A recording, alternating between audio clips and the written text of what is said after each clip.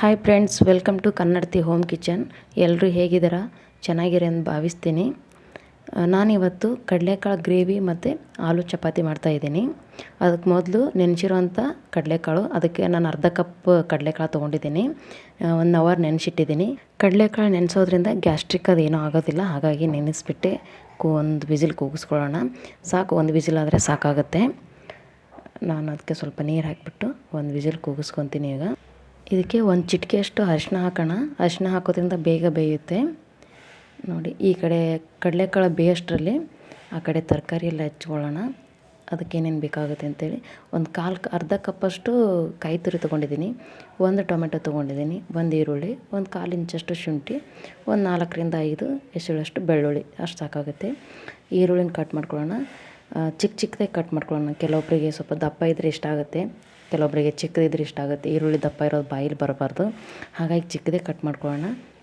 Gravy ಇರೋದ್ರಿಂದ ಚಿಕ್ಕದಾದ್ರೇ ಚೆನ್ನಾಗಿರುತ್ತೆ. 1 ಟೊಮೆಟೊನ cut ಮಾಡ್ಕೊತಾ ಇದ್ದೀನಿ. ನೋಡಿ, ಈ ಕಡೆ ಕಡಲೆಕಾಳು ಆಗಲೇ ಬೆಂದಿದೆ. ನಾವೀಗ ಒಗ್ಗರಣೆಗೆ ರೆಡಿ ಮಾಡ್ಕೊಳ್ಳೋಣ. ಪ್ಯಾನ್ಗೆ 2ರಿಂದ 3 ಸ್ಪೂನಷ್ಟು ಎಣ್ಣೆ ಹಾಕೋಣ. ಅದಕ್ಕೆ 1/4 ಸ್ಪೂನಷ್ಟು ಜೀರಿಗೆ ಎಣ್ಣೆ ಬಿಸಿ ಆದಾಗ ಈರುಳ್ಳಿ ಹಾಕೋಣ. ಈರುಳ್ಳಿ ಜೊತೆಗೆ ಕರಿಬೇವು. ಸ್ವಲ್ಪ ಇದು ಫ್ರೈ ಆಗಲಿ, ಈರುಳ್ಳಿ ಎಲ್ಲ ಕೆಂಪಗಾಗಬೇಕು. ಅಷ್ಟರಲ್ಲಿ ನಾವು ಈ ಕಡಲೆಕಾಳು ಗ್ರೇವಿಗೆ ಬೇಕಾಗಿರೋಂಥ ಮಸಾಲೆನ ರುಬ್ಕೊಳ್ಳೋಣ. ಹಾಗೆ ಒಂದು ಅರ್ಧ ಕಪ್ಪಷ್ಟು ಕಾಯಿ ತುರಿ ತೊಗೊಂಡಿದ್ನಲ್ವ, ಆ ಕಾಯಿ ತುರಿನ ಹಾಕ್ತಾಯಿದ್ದೀನಿ. ಹಸಿಕಾಯಿ ಇಲ್ಲ ಅಂದರೆ ಒಣಕಾಯಿನ ಒಂದು ಅರ್ಧ ಗಂಟೆ ಮೊದಲೇ ಬಿಸಿ ನೀರಲ್ಲಿ, ನಿಮ್ಗೆ ಎಷ್ಟು ಬೇಕಾಗುತ್ತೋ ಅಷ್ಟನ್ನು ಬಿಸಿ ನೀರಲ್ಲಿ ಹಾಕಿಬಿಟ್ರೆ ಒಂದು ಅರ್ಧ ಗಂಟೆಯಲ್ಲಿ ಅದು ಸಾಫ್ಟ್ ಆಗುತ್ತೆ, ಅಂದರೆ ಹಸಿಕಾಯಿ ಥರನೇ ಆಗುತ್ತೆ. ಇದಕ್ಕೆ ಈಗ ಒಂದು ಅರ್ಧ ಈರುಳ್ಳಿ, ಒಂದು ಅರ್ಧ ಟೊಮೆಟೊ ಹಾಕ್ತಾಯಿದ್ದೀನಿ. ನೀವು ಈರುಳ್ಳಿನ ಒಂದೇ ತೊಗೋಬೋದು, ಅರ್ಧನ ತೊಗೋಬೋದು.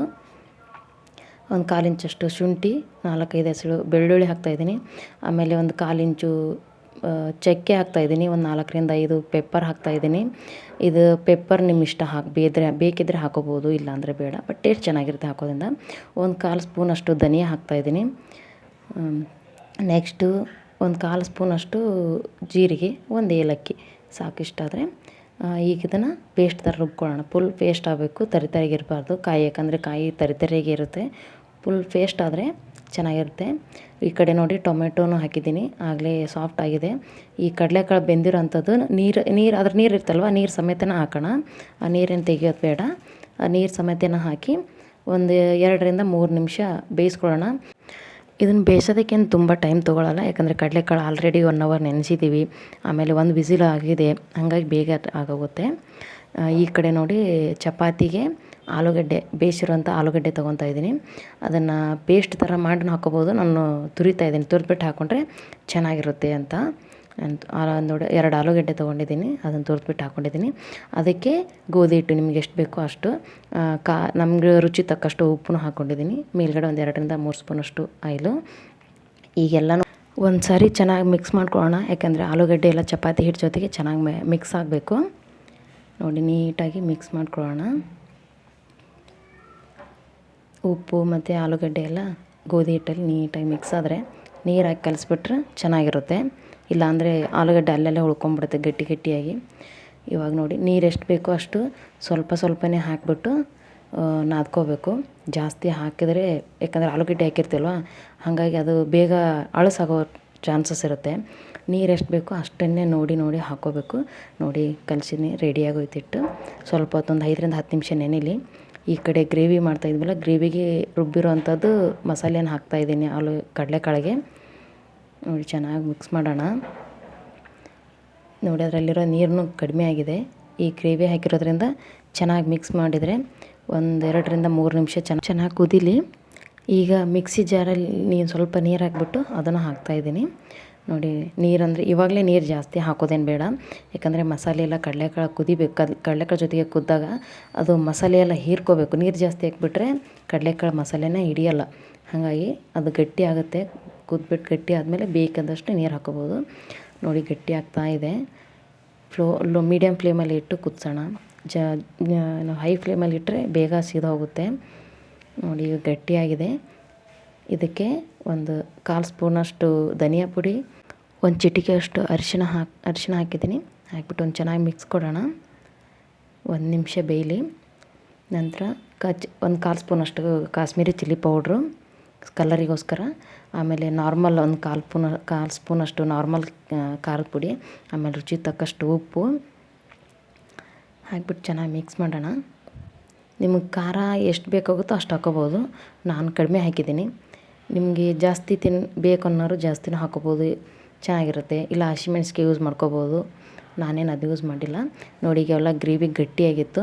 ಇದಕ್ಕೆ ಸ್ವಲ್ಪ ಈಗ ಎಷ್ಟು ಬೇಕೋ ಅಷ್ಟು ನೀರು, ನಿಮ್ಗೆ ಎಷ್ಟು ಬೇಕಾಗುತ್ತೋ ಅಷ್ಟು. ಸ್ವಲ್ಪ ತೆಳು ಬೇಕಂದ್ರೆ ಜಾಸ್ತಿ ಹಾಕ್ಕೋಬೋದು, ಇಲ್ಲ ಸ್ವಲ್ಪ ಮೀಡಿಯಮ್ ಇರಲಿ ಅನ್ನೋರು ಮೀಡಿಯಮ್ನಲ್ಲಿ ಹಾಕ್ಕೊಳ್ಳಿ. ನೀರು ಜಾಸ್ತಿ ಇದ್ದರೆ ನೀರಾಗೋಗ್ಬಿಡುತ್ತೆ. ಇದು ಚೆನ್ನಾಗಿ ಕುದಿಬೇಕು, ಒಂದು 5-10 ನಿಮಿಷ. ನೋಡಿ ಕುದ್ದಿದೆ ಆಗಲೇ. ಈಗ ಚಪಾತಿ ಮಾಡ್ಕೊಳ್ಳೋಣ.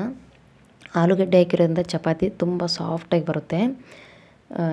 ಅಂದರೆ ಬೆಳಗ್ಗೆ ಟೈಮಲ್ಲಿ ಮಕ್ಕಳಿಗೆ ಏನಾದರೂ ಡಬ್ಬಿಗೆ ಹಾಕಬೇಕಂದ್ರೆ ಬರೀ ಚಪಾತಿ ಅಷ್ಟೇನಾ ಅಂತ ಕೇಳ್ತಾವೆ ಮಕ್ಕಳು. ಹಾಗಾಗಿ ಈ ಥರ ಡಿಫ್ರೆಂಟಾಗಿ ಚಪಾತಿಗಳನ್ನ ಇಲ್ಲ ಪರೋಟ ಆ ಥರ ಏನಾದ್ರು ಮಾಡಿಬಿಟ್ಟು ಕಟ್ಟಿದರೆ ಮಕ್ಳಿಗೂ ಇಷ್ಟ ಆಗುತ್ತೆ, ತುಂಬ ಇಷ್ಟಪಟ್ಟು ತಿಂತಾರೆ. ನೋಡಿ ನಾನು ಚಪಾತಿ ಸ್ವಲ್ಪ ಲಟ್ಟಿಸ್ಬಿಟ್ಟು ಅದ್ರ ಮೇಲೆ ಕಸೂರಿ ಮೇಥಿ ಮತ್ತು ಎಳ್ಳು ಹಾಕ್ತಾಯಿದ್ದೀನಿ, ಹುರಿದ್ಬಿಟ್ಟಿರುವಂಥ ಎಳ್ಳುಗಳು. ಎಳ್ಳು ಹಾಕೋದ್ರಿಂದನೂ ಚೆನ್ನಾಗಿರುತ್ತೆ, ತಿನ್ನಬೇಕಾದ್ರೆ ಬಾಯಲ್ಲಿ ಟೇಸ್ಟ್ ಚೆನ್ನಾಗಿ ಕೊಡುತ್ತೆ. ನೋಡಿ ಈಗ ಲಟ್ಟಿಸ್ತಾ ಇದ್ದೀನಿ ಚಪಾತಿನ. ನೀಟಾಗಿ ಬೇಯಿಸ್ಕೊಳ್ಬೇಕು. ನೀವು ಇದಕ್ಕೆ ಕಸೂರಿ ಮೇಥಿ ಇದ್ದರೆ ಯೂಸ್ ಮಾಡ್ಕೋಬೋದು, ಇಲ್ಲ ಮೆಂತ್ಯ ಸೊಪ್ಪು ಇರುತ್ತಲ್ವ ಅದನ್ನು ಚಿಕ್ಕದಾಗಿ ಕಟ್ ಮಾಡಿ ಅದು ಯೂಸ್ ಮಾಡ್ಕೋಬೋದು. ಇಲ್ಲಾಂದರೆ ಕರಿಬೇವಿನ ಸೊಪ್ಪು ಇರುತ್ತೆ ಅದು ಯೂಸ್ ಮಾಡ್ಕೋಬೋದು. ಯಾವುದಾದ್ರೂ ಚೆನ್ನಾಗಿರುತ್ತೆ ಟೇಸ್ಟು. ಇಲ್ಲ ನಾರ್ಮಲ್ದಾಗಿನೂ ಮಾಡ್ಬೋದು. ಸ್ವಲ್ಪ ಕಸೂರಿ ಮೇಥಿ ಎಳ್ಳು ಹಾಕೋದ್ರಿಂದ ಟೇಸ್ಟ್ ಚೆನ್ನಾಗಿರುತ್ತೆ ಅಂತೇಳಿ ನಾನು ಹಾಕಿದ್ದೀನಿ. ತುಂಬ ಚೆನ್ನಾಗಿರುತ್ತೆ ತಿನ್ನಬೇಕಾದ್ರೂ. ಬಾಯಲ್ಲಿ ಎಳ್ಳು ಅಂದರೆ ಹುರಿದಿರೋವಂಥ ಎಳ್ಳು ಬರುತ್ತಲ್ವ ಅದ್ರ ಟೇಸ್ಟ್ ಚೆನ್ನಾಗಿರುತ್ತೆ. ನೋಡಿ ಮಕ್ಕಳಿಗೆಲ್ಲ ತುಂಬ ಇಷ್ಟ ಆಗುತ್ತೆ ಚಪಾತಿ ಇದ್ದದ್ದು. ಇದನ್ನೇ ಪರೋಟ ಥರ ಮಾಡ್ಕೋಬೋದು. ಇದರಲ್ಲಿ ಏನಾರು ಮಸಾಲೆ ಐಟಮ್ ಹಾಕಿಬಿಟ್ಟು ಚೆನ್ನಾಗಿರುತ್ತೆ. ನೋಡಿ ರೆಡಿ ಆಯ್ತು ಆಗಲಿ ಚಪಾತಿನೂ. ನೋಡಿ ಎಷ್ಟು ಸಾಫ್ಟಾಗಿದೆ. ಕಡಲೆಕಾಳು ಗ್ರೇವಿ ಜೊತೆಗೆ ಈ ಥರ ಸಾಫ್ಟ್ ಚಪಾತಿ ತುಂಬ ಟೇಸ್ಟಿಯಾಗಿರುತ್ತೆ. ಈ ವಿಡಿಯೋ ಇಷ್ಟ ಆದಲ್ಲಿ ಲೈಕ್ ಮಾಡಿ, ಶೇರ್ ಮಾಡಿ, ಕಮೆಂಟ್ ಮಾಡಿ, ಪ್ಲೀಸ್ ಸಬ್ಸ್ಕ್ರೈಬ್ ಮಾಡಿ. ಬಾಯ್ ಬಾಯ್, ಥ್ಯಾಂಕ್ ಯು.